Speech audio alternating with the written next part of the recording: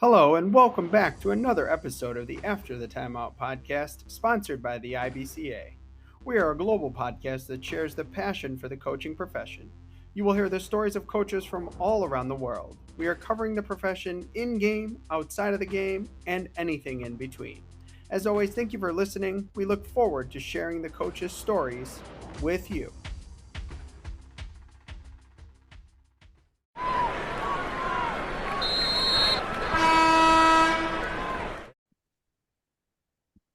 All right. On today's episode of the After the Timeout podcast, we are very fortunate to have Hall of Fame basketball coach Chuck Ramsey of Warren and CLC, as he will talk about later in the episode. Good morning, Coach. How are you today? Good morning to you. Doing very well here. So, Coach, we start every episode with what we call the opening tip, and it's just your opportunity to take us through your coaching journey, kind of the steps along the way. And kind of just give our listeners just a little bit of a kind of a preview of who you are and your life journey. Okay, very good. I graduated from Southern Illinois University and wound up in 1973 at Warren Township High School in Gurnee, Illinois. The first 2 years I was there, I only taught. I had interviewed for coaching positions, but I didn't get them. And in 1975, it became pretty apparent to me that the way people were getting hired at Warren was that they volunteered first. So I volunteered in 1975. I was a unpaid sophomore assistant for 1 year. And then there was a coaching change, and the sophomore coach, Daryl Bader, that I was working with, became the head coach. And then as he filled out the staff, I was a varsity assistant for 3 years. And then there were some more changes on the staff, and I was hired to be the head sophomore coach, which I did for 14 years. Then when Coach Bader retired in 1993, I was hired to be the head varsity coach, and I was in that position for 19 years. And then I went to, at the conclusion of those 19 years, I went to the College of Lake County and was the head coach there for 7 years before I retired in 2019. At that point, I had coached for 44 consecutive years, and I'd had enough at that stage. So that was kind of my breakdown over the years. I think 44 consecutive years you paid your dues. You earned that right, Coach. You earned that right. Thank you. I enjoyed it. It was a good journey. So I kind of want to talk your time. You mentioned 14 years as a sophomore coach. I did a little research here. I think you were 253 and 81, which is a very tremendous record to go along with your other successes. But kind of talk about, like, I guess you're learning at that time, right? And obviously you ended up being a head coach. Was it just because you were working under someone that you knew, and that position to be a head coach wasn't there, or were you looking other places, or you kind of knew, hey, I was going to wait and be at Warren? Well, over those 14 years, in the beginning, I was looking to move on to somewhere else, for a head coaching position, but there was just never a match for me.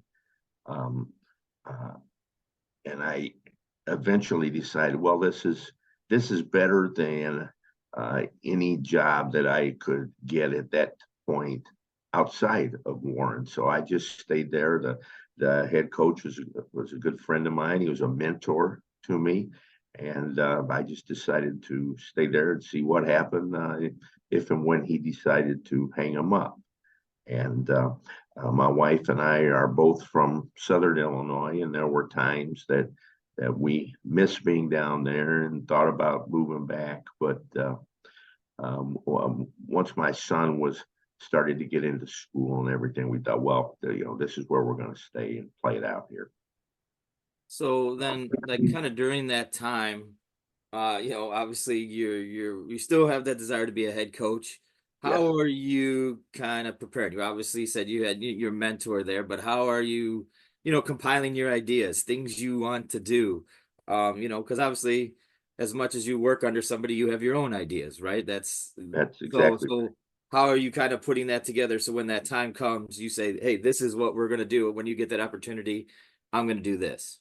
Yeah, I kept notes. I didn't want to rely on my memory, and I kept notes. I kept my practice plans each year. And the good thing about being a sophomore coach is really you have to do everything.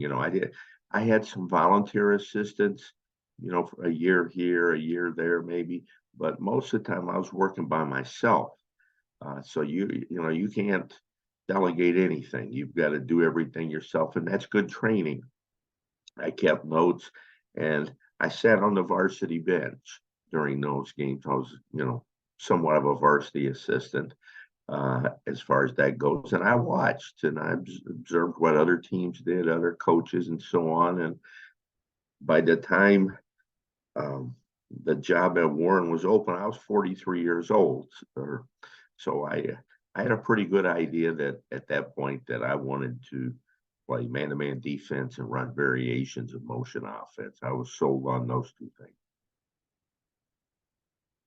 What was something maybe before we move on? Because I Todd and I were both sophomore coaches before we were varsity coaches as well, and I loved my time as a sophomore coach. I'm not sure how you felt about yours, but I loved it.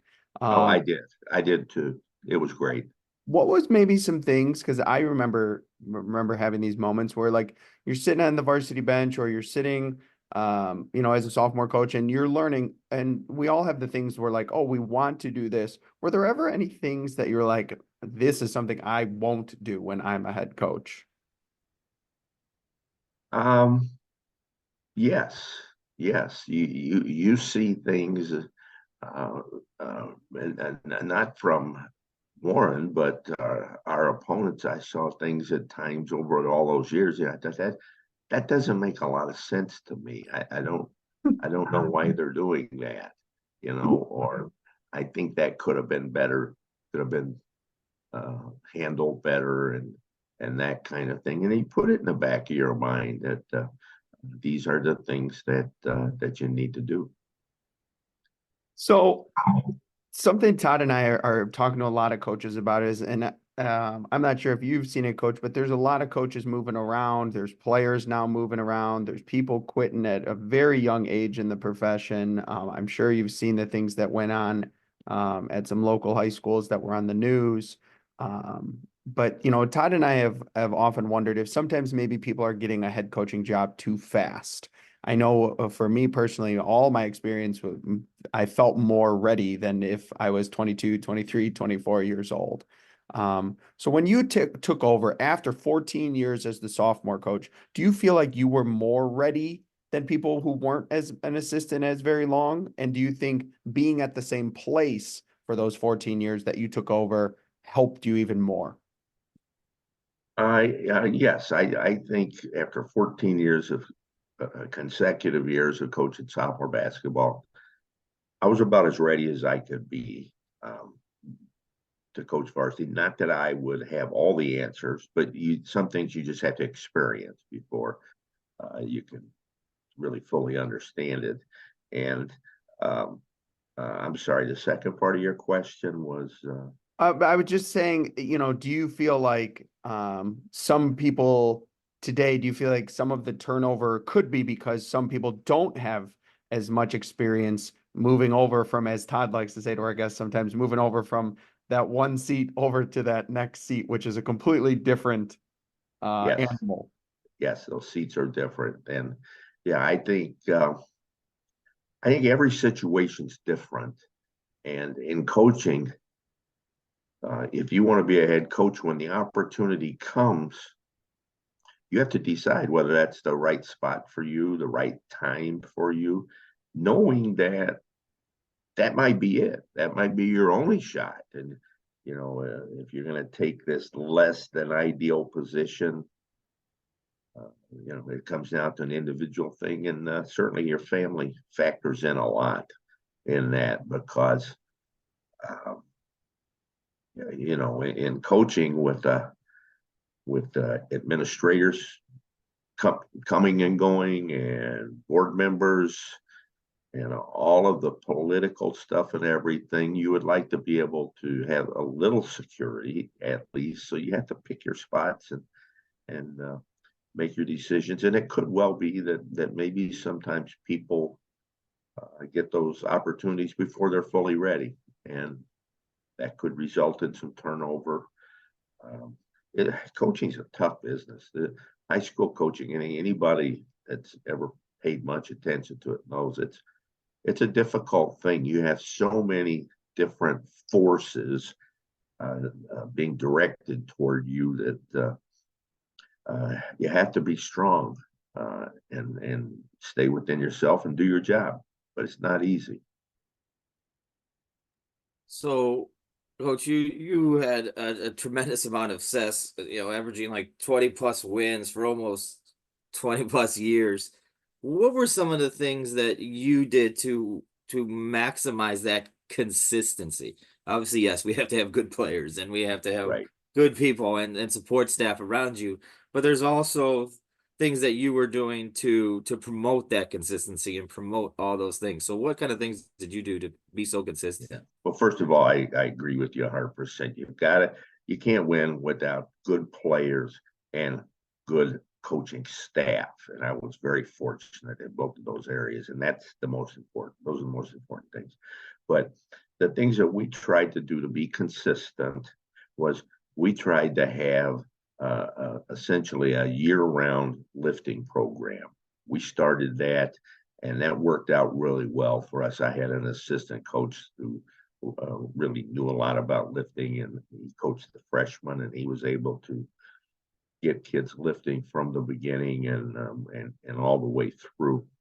And we worked really hard in the summers. We had a camp for 5th through 12th graders with the varsity camp, usually in the evenings, and we felt like that really helped us. The more than the first half of my career, we went to college team camps, and I felt those were very beneficial. Eventually, they kind of wore out because they were very expensive for the individual, but we got a lot of mileage out of that. And then we just tried to stay consistent within our coaching staff, within what we were teaching. As I said earlier, we played man-to-man on all levels, and we took no shortcuts, and our kids developed pride in that.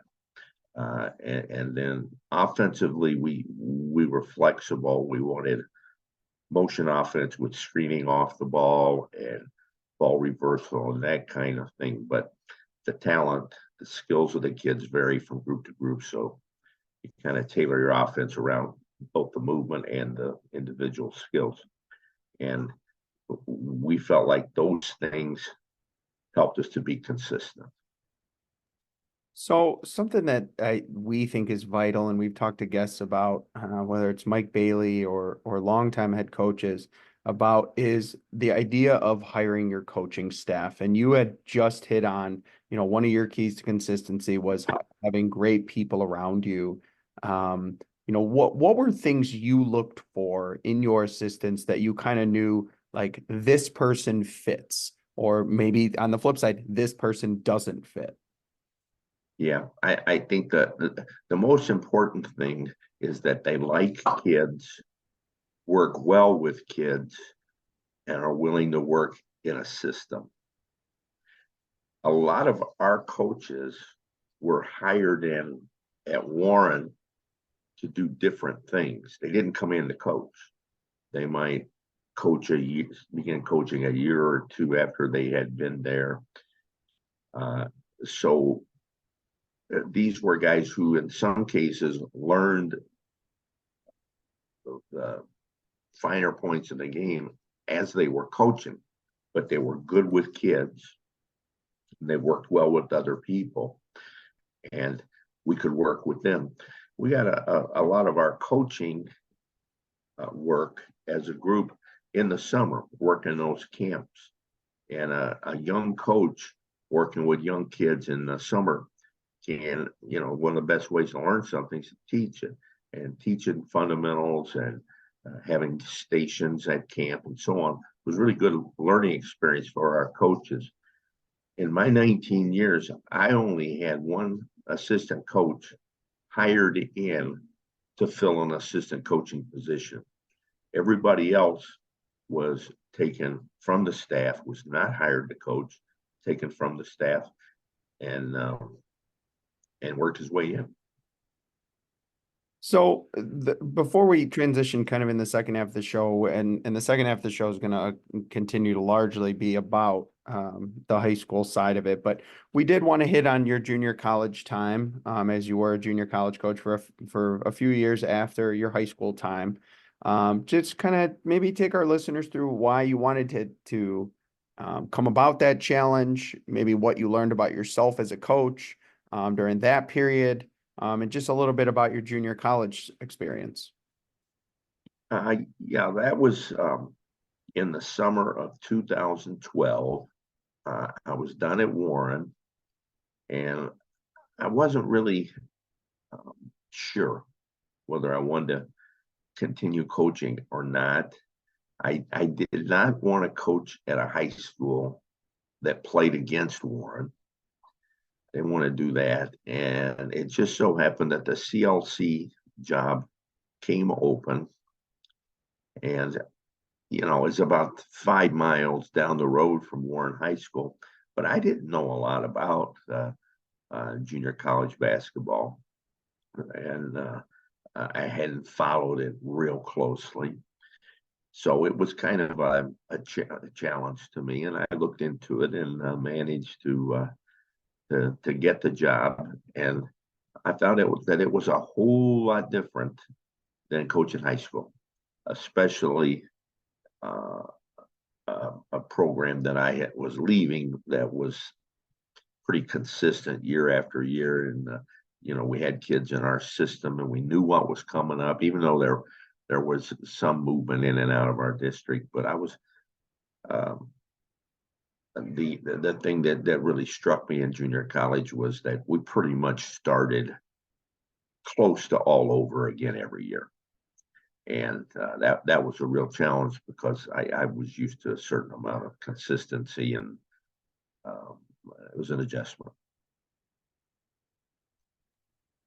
So we call this halftime adjustments. And I wanted to touch with you on, you mentioned, right, you were going to be man to man, but then offensively you had your core concepts, but then it would be adjust based on your skills. So whether it was the summer or whenever you made those decisions, what was your process to kind of go about figuring out, okay, this worked for this group last year, Yeah. but it may not work for our group this year, but how can we keep our core concepts and maybe maximize what skills our players have? Describe that process that you went through.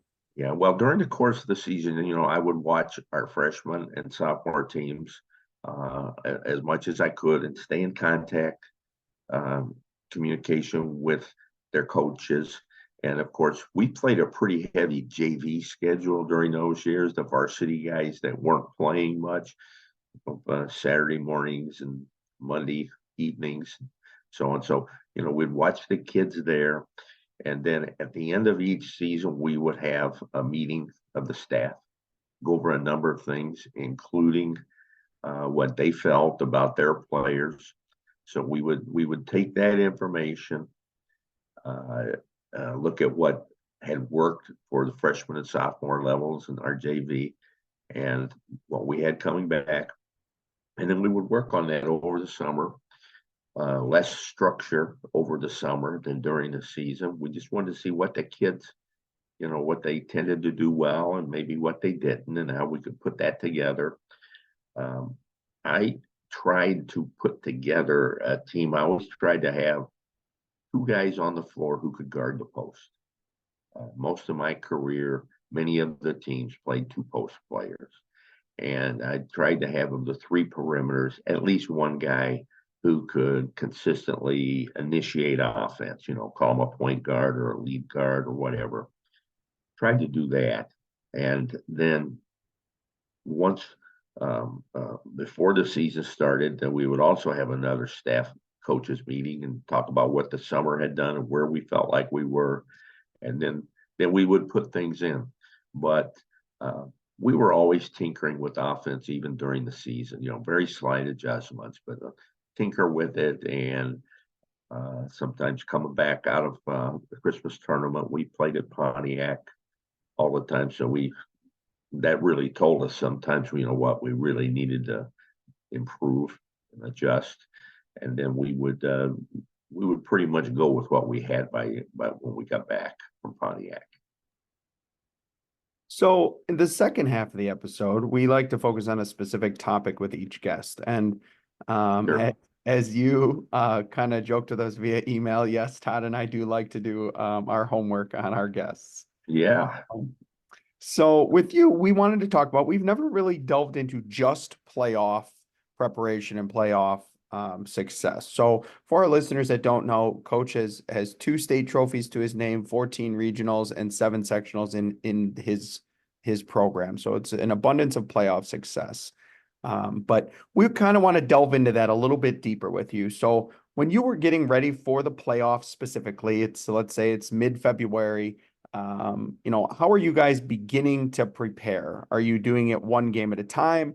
Are you having maybe one of your assistants kind of look ahead? Are you breaking it down into smaller chunks like the regional round, then the sectional round? Kind of just talk to us about your preparation. Well, with the coaches, the preparation was scouting opponents. There was no huddle or anything of that nature. Then where you had all the tape, we would get out and see opponents that we knew were going to play and prospective opponents down the road. And behind the scenes, we were preparing, a game, 2, 3 ahead of time. But then with the players, everything was based on the next opponent. And we looked upon the playoffs as, a new season. Happy with what had happened so far, usually, but we wanted to build on that. We did cut back practice time. We worked as hard, but not as long. And one of the things that we did when we got to the regional was we would bring sophomore and sometimes freshman kids up to practice against. That gave us a chance to kind of work those guys in and see what they could do. Not that they were going to dress or play, but a good experience, help us evaluate them. And it also allowed us, we would play those guys hard. And so in practice, they would be in most of the time. And then the guys that were playing varsity, we could kind of control their time a little bit better there in practice and keep them fresh. And kids seemed to like that. It seemed to change the routine a little bit. But what we tried to do was keep things always competitive in practice. Once we had taught our fundamentals and the way we wanted to do things, we tried to make things competitive. The best thing that I encountered in going to clinics, listening to coaches, watching tapes, and so on, best thing I ever got was in, I believe, 1978, 79, from Coach Tom Cooper down at Normal, the competitive motivation system. And basically what that was keeping score in practice in all of your drills, your shooting drills, your rebounding drills, your passing drills, your defensive drills. And that was something that we maintained all the time, making it competitive. And your competitive kids, your real winners, love that. And that'll keep them fresh and the way you want to play the game. So, you're making your runs, you're getting deeper in the playoffs, and then there's a lot more that comes with it, right? For you and your players. There's more media, Uh-huh. maybe expectations get higher, parents, teachers are like, yeah, you're doing good, you're gonna win state, and things like that. So what kind of things did you do to kind of combat that outside noise and keep it focused on the goal of what you were trying to do, maybe that game or that regional or whatever it may be? Yeah, what you just said, we talked about it. We were saying, this is what it could be like. And, we won 14 regionals in 19 years. So there are a lot of times that we could say, okay, do you remember last year what it was like? Or 2 years ago, you remember those guys from 3 years ago, what they did, and so on.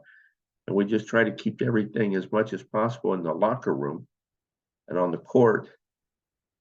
But I encourage them to enjoy, the stuff, the outside stuff. Enjoy it, but don't let it affect how you play. A lot of people are well-meaning, but they don't send you the right message. People are well-meaning. They tell you to shoot more. You should be shooting more. That's because they want you to score more baskets. But what they may not realize is that's not what we're trying to do.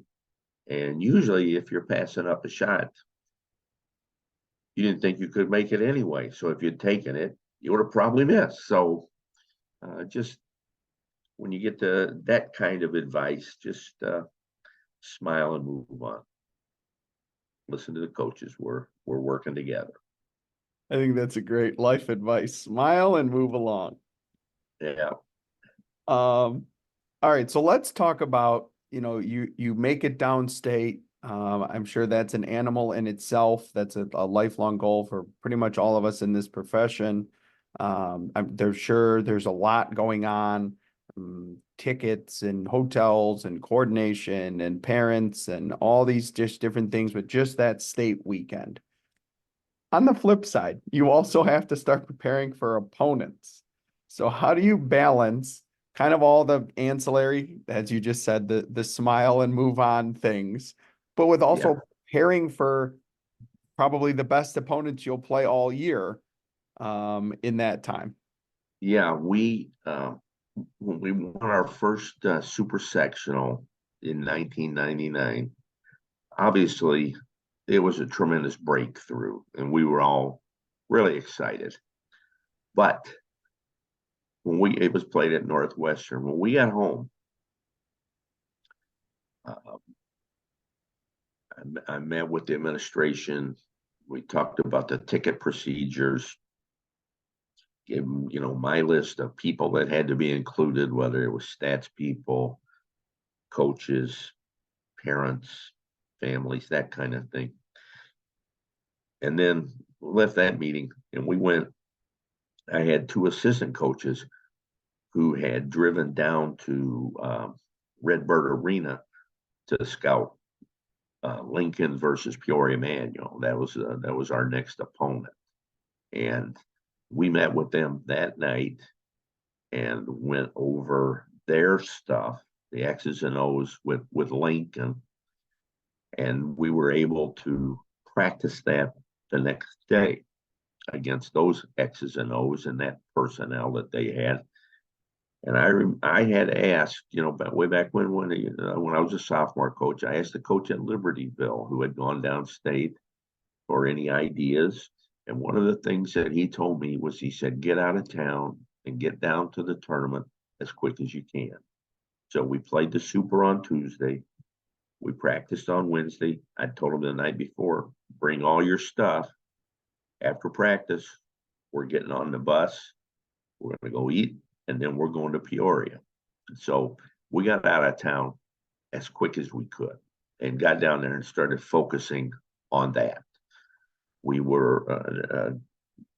had some connections with the people at Dunlap High School, and we were able to get their gym to practice on Thursday, which was really a good thing because you only get 30 minutes at that time at Peoria on the floor to practice. So we were able to practice at Dunlap and get a full practice in on Thursday, which was really a good thing. And this was our first time for the school, so we were all kind of giddy and operating on adrenaline. But the bus ride from the hotel in Peoria to Dunlap, we went through a bunch of rural highways and cornfields, that kind of thing. It was like Hoosiers, it really was. And we kind of had felt that vibe a little bit. It was just a wonderful thing. And then we played the first game on Friday. So we got up, went over the stuff with Lincoln and played our game. And pulled off what would probably be considered an upset. I wanted to just follow, and I think when we're in it, we don't really allow ourselves to always do this. But now that you can look back and reflect, was there any time in those state championship games where you kind of just allowed yourself to have a personal moment? Like, wow, look where we are. Look what those 14 years as a sophomore coach, kind of just that personal take a breath. Wow, I'm coaching in a state championship game moment. Yeah, I did. Walking out, to the floor for the championship game, I stopped and thought about it. Then that was over, and then it was to the game. Yeah. But yeah, you talk about it step by step, all of the stuff that you have to go through to get there, and I think the one thing that sometimes you get overlooked is by that time you're pretty fatigued. As I said, you're operating on adrenaline, but you're pretty fatigued. It's quite a schedule, that whole tournament run, at the end of a long season. And you just push yourself, and a certain amount of emotion and keeps you going too. So I'm gonna tweak this a little bit. You talked about your messages after you achieved a regional and then a section, right? The next step. But you get into those situations, and the farther you get, your players, that's kind of what they play for, right? That's the goal every year. So I wanted to talk to you about your message post game when that run was done, right? Because that's a hard situation for any coach. You have seniors, you have players who work their tail off all year, and they're still young, so they might not understand the aspect of, yeah, we're disappointed, but appreciating the experience. They don't see that till years later. So what was your messages to your players kind of after those runs were done? And that's a really good point.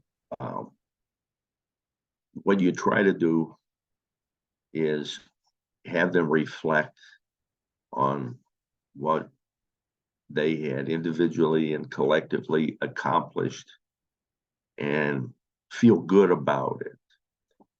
Whether this is right after the game that ended your season is over, or if it's the next day, or maybe an awards dinner a few weeks later.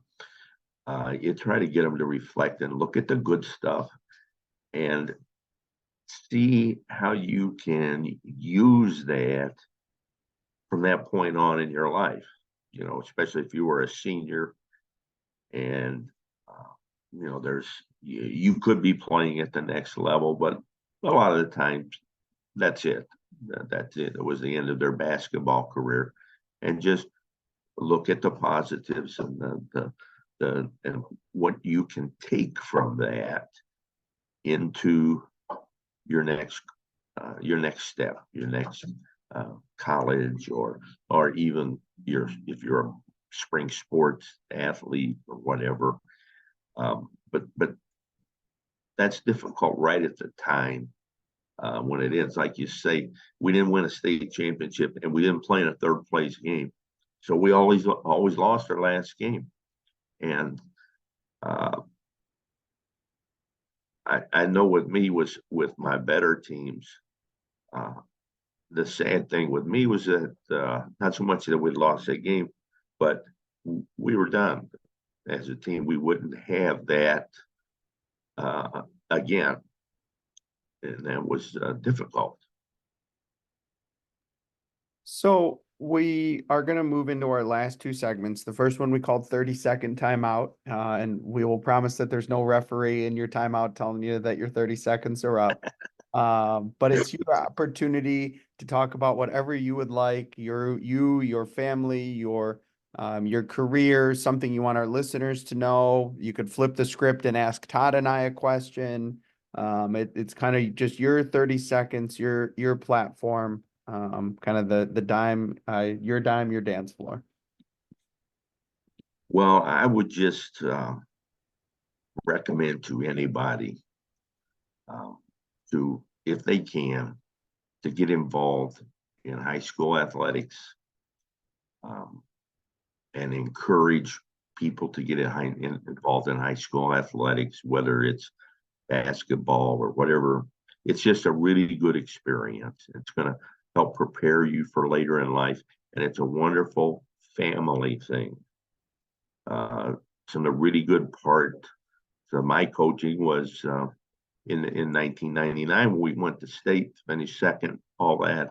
My son was on the team, and while coaching your son is very challenging and not necessarily your child's choice, nonetheless, it's a really good experience, and it can be a family thing, whether you are just the athlete and your family, or you're coaching and your family. It gives you experiences and memories that will always be there, and hopefully the good outweighs the bad, because you're going to have some of both. So last segment here, call it quick hitters, just kind of fun, random questions, answer any way you want. The first one, since you're up in that area, were you a Great America person or no? Myself personally, to go, no. We were here when it opened and we went then. I don't like heights. I don't like getting spun around. So it's not a big thing to me, but I do have two granddaughters who love it. Yeah. So no for me, but yes for them. All right.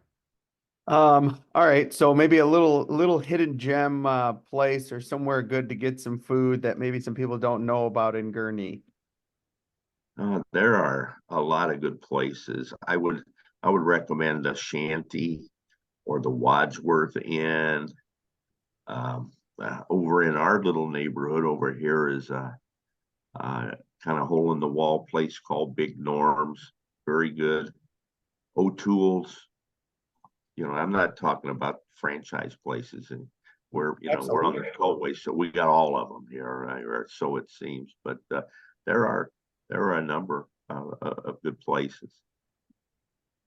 All right. One of the I guess most interesting or craziest things about coaching at a school with so many kids, 4,000 plus kids. Well, I had a real experience at Warren because 1,400 when I started, Right. which to me was still a large school, but I had no idea at that time what was to come. But the experience at 4,000 kids, especially in our situation where we have at Warren a freshman sophomore building, and then 5 miles away the junior senior building, these kids don't know each other as well as in a typical high school with all 4 classes in the same building and maybe a lot fewer students. So the thing at Warren is that kids don't know each other as well as in many other schools. And from a coaching standpoint, squad selection is more difficult because you tend to have, especially with freshmen and sophomores, you have a lot of people try out, and a lot of them are pretty even. you get at a big school, you get a large number of average to slightly above average players, and you've got to try to, split the hairs or find the differences in selecting your squad. Yeah, I can only imagine in a school of 4,000 kids how many boys come out for freshman basketball. That's got to be a Yeah, you're looking at probably 100 kids. Now, when you have a summer camp, that helps because that gives you an idea of who can do what, and it also gives the players an idea. There are two main feeders into Warren High School. That's not a lot when you consider, a class of 1,000 kids, 1,000 freshmen roughly. And one feeder is a lot larger than the other one. So the kids have had a competitive situation in their junior highs coming in. So let's talk about a funny, because I know I have some, but then I'm sure Todd does too when he was the head sophomore coach. What's maybe a funny story you remember, or just a story like this would only happen on the sophomore team? Well, one year I had a volunteer assistant working with me, and he had a good sense of humor, and we had a lot of fun behind the scenes. And it was a pleasure to me because I was used to working by myself. So we were playing a game, a sophomore game, and and this was the first year of the 3-point shot in high school. And at a crucial moment in the game, the other team was working the ball around, and my assistant yells at the refs. He's yelling, 3, 3, because he wanted to get a 3-second call. Well, their player with the ball glanced over at him and fired up a 3-point shot at a key point in the game. Swish. And we still joke about that today. We managed to win the game anyway, but he was calling for a 3, and the other team gave him a 3. That's hilarious. You're all right. So you talked about JUCO being a whole different ball game, right? Yeah. You're kind of welcome to JUCO moment, a moment you're like, oh, whoa, this is different, or a team you played there was, you're like, well, man, here we go. One of the moments for me was the first year. In the beginning of the season, we practiced on a Saturday morning. Was having players come in with little kids. They were babysitting their kids, over on the side. I hadn't experienced that yet, and that was something that took some getting used to. Was the players having kids, little kids, and my assistant, who loved little kids, would go over and play with them, and kind of babysit them a little bit, and that was an introduction to a whole different world with JUCO, with guys that wanted some kind of guarantee from you before they would come to your school. I wasn't used to that kind of thing, and when the other was, I sat down and talked with the returning players or just guys who had played at CLC the year before, and I said, what can be better here from a player's perspective? And they almost to a man, they all said, you've got to get the adults that come in here and play while we're playing, while we're practicing. They used to have a situation there where the university college employees would come in and play on a court adjacent to where the team was practicing.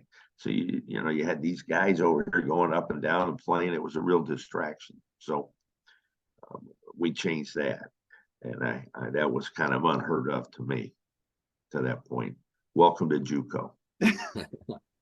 So, I'm sure at times, you miss the coaching and miss, interacting with students, but what's the best thing about retirement that you've enjoyed?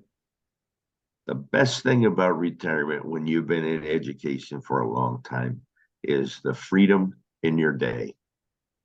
You don't have to worry about bell to bell, being where you're supposed to be here. The bell rings. Now you got to go here. Now you got to do this. Just freedom. It's great. It's great to just kind of pick and choose. And well, I'll do this today. Well, maybe I'll do it tomorrow. And at school that's hard to do. You have things that you have to do, and you have to do them by a certain time. So just the freedom and like you say, I do miss. Well, one of the things that I miss is being in the office with your colleagues, the teachers in your department and so on. You don't have that camaraderie once you're retired. We have a group of guys that coached and taught together that we get together and have lunch every Thursday, and then that's a really good thing. It kind of reminds you of that daily interaction that you have with others, and I do miss coaching. I do. I miss the preparation and seeing things work and seeing kids grow up, and I miss that. Yeah, well, it sounds nice, John, doesn't it? To have to be on I'll that take it. schedule.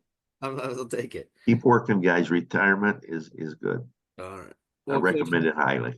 Coach, we can't thank you enough for joining us today. I know personally the one thing I took away was, you mentioned missing when your season's over, being sad that the experience is done and the journey is done. And I think that gets lost sometimes with coaching. It's all everybody sees X's and O's and wins but deep down, that's kind of why we all coach, the camaraderie with our coaching staff, the seeing the kids grow, the journey, the process. So I appreciate that message, and we can't thank you enough for joining us today. It was an awesome episode, and I know our listeners will love it. Well, thank you. Thank you.